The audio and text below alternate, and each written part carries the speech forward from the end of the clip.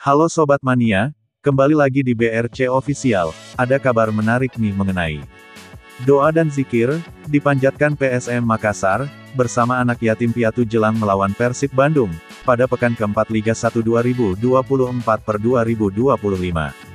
Doa dan zikir bersama, digelar di Mes PSM Makassar, Jalan Nuri, Kecamatan Mariso, Kota Makassar, Senin, tanggal 9 September tahun 2024 sore.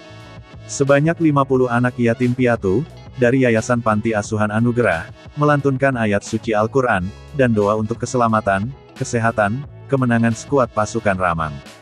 Doa dan zikir bersama, dihadiri Komisaris PSM Makassar, Andi Suruji, dan Manajer PSM Makassar, Muhammad Nur Fajrin.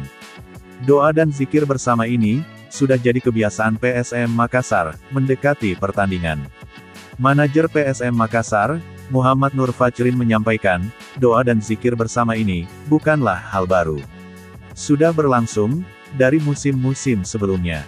Musim ini, kita ingin menjaga tradisi itu, yang bisa berdoa dengan saudara-saudara kita, dari Panti Asuhan Anak Yatim Piatu, katanya, saat ditemui, usai doa dan zikir bersama. Ia mengatakan, usaha harus dibarengi dengan doa serta tawakal.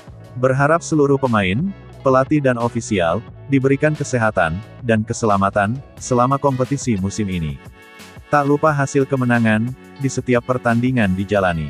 PSM Makassar, selalu mendapatkan hasil yang baik, dan diberikan keselamatan selama musim kompetisi, ucapnya. Muhammad Nur Fajrin menyebut, setiap pertandingan PSM Makassar, pasti target menang.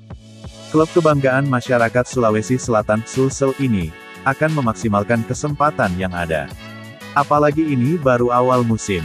Kita berharap, bisa memaksimalkan kesempatan kita punya, termasuk lawan Persib, sebutnya.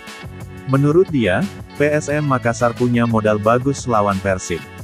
Yakni, 3 kemenangan beruntun, dan kini puncaki klasemen sementara, dengan 9 poin. Namun, ia mengingatkan timnya tak jemawa. Sebab, Persib adalah tim kuat.